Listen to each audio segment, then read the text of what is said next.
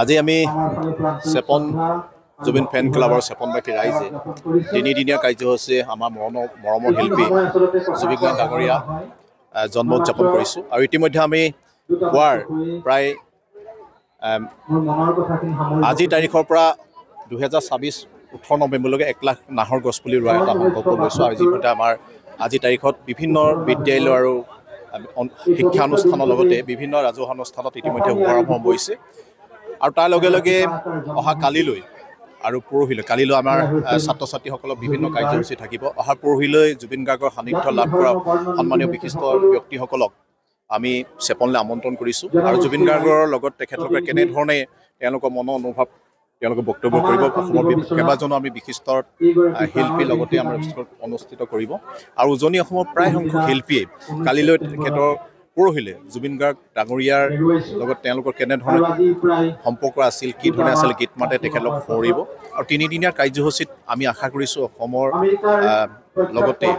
আমাৰ এই অঞ্চলৰ বিশিষ্ট ব্যক্তিসকলে তেওঁক সোঁৱৰিব আজিৰ তাৰিখতো আমি ইতিমধ্যে 53টা বছৰত তেখেতৰ 53টাৰ কেক কাটি তেখেতক শ্ৰদ্ধাৰে শুনিছোঁ আমাৰ কাৰণে চেপনৰ কাৰণে জুবিন গাৰ্গ ডাঙৰীয়াই সদায়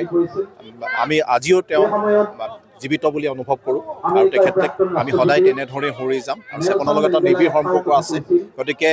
আহিবলগীয়া দিনবিলাকত তেখেতলোকৰ জন্মদিনেই হওক তেখেতলোকক আমি সদায় সোঁৱৰি যাম তাৰে কামনা কৰিছোঁ আৰু এটা সংকল্প ল'লোঁ আমি বিভিন্ন কাৰ্যসূচী ইতিমধ্যে তেখেতৰ স্মৃতি ৰক্ষাৰ কাৰণে আমি বিভিন্ন কাৰ্যসূচী হাতত লৈছোঁ চেপনবাসী ৰাইজে গতিকে নিশ্চয় আমি তেনেদৰে আগবাঢ়ি যাম সকলোৰে পৰা সহযোগিতা কামনা কৰিছোঁ নিশ্চয় এই কথাটো আমাৰ কাৰণে খুব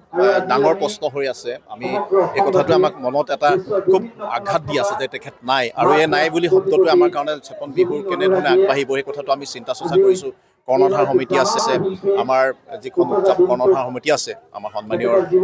মন্ত্ৰী যোগেন মোহন ডাঙৰীয়া আছে আৰু বিশিষ্ট আমাৰ ব্যৱসায় সমাজ সংগঠক ফুকন ডাঙৰীয়া আছে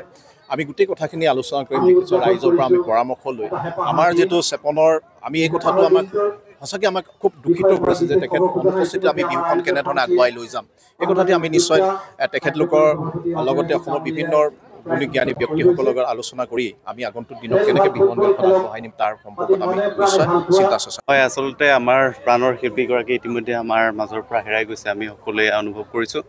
কিন্তু তেখেতৰ অৱৰ্তমানতো তেওঁ আমাৰ মাজত যে জীয়াই আছে এই কথাটো আমি সদায় আমাৰ বুকুত কঢ়িয়াই লৈ ফুৰিছোঁ আৰু সেই উদ্দেশ্যে আমি জুবিন ফেন ক্লাব চেপন আৰু উজনি অসমৰ শিল্পী সমাজৰ যৌথ উদ্যোগত তথা বৃহত্তৰ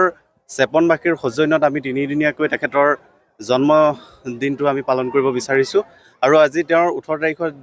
দিনটো যিহেতু তেওঁৰ জন্মদিন গতিকে 53টা কেক কাটি তেখেতৰ 53 সংখ্যক জন্মদিনটো আমি উদযাপন কৰিছোঁ আৰু সমগ্ৰ চেপনবাসী ৰাইজে আহি এই স্থানত সমবেত হৈছেহি প্ৰাণৰ শিল্পীগৰাকীৰ প্ৰতি শ্ৰদ্ধা জনাইছে তেখেতক স্মৰণ কৰিছে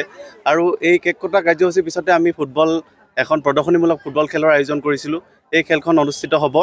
আৰু তেনেকৈ দ্বিতীয় দিনৰ আমি বিভিন্ন কাৰ্যসূচী আছে আমাৰ কেনভাছ আৰ্ট বিভিন্ন ছাত্ৰ ছাত্ৰীসকলৰ মাজত প্ৰতিযোগিতা লগতে কবিসকলৰ কণ্ঠস্বৰ লগতে শেষৰ দিনা আমি কাৰ্যসূচী ৰাখিছিলোঁ তেখেতৰ একেবাৰে কাষত থাকি যিসকলে বিভিন্ন অভিজ্ঞতাৰে সমৃদ্ধ হৈ তেখেতলোকৰ লগত কাম কৰি আছিল তেখেতলোকক আমি আমন্ত্ৰণ জনাইছোঁ আমাৰ এই শেষৰ দিনা কাৰ্যসূচীৰ কাৰণে তেওঁলোকে উপস্থিত থাকি তেওঁলোকৰ মনৰ বিভিন্ন ধৰণৰ কথা বতৰাবিলাক আমাক আমাৰ ৰাইজৰ আগত তেওঁলোকে দাঙি ধৰিব লগতে গীতৰ মাজেৰেও তেওঁক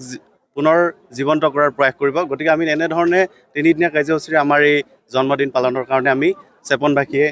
প্ৰস্তুতি চলাইছোঁ যিকোনো খবৰৰ বাবে যোগাযোগ কৰক 7099017330 লগতে 7099017110 নম্বৰত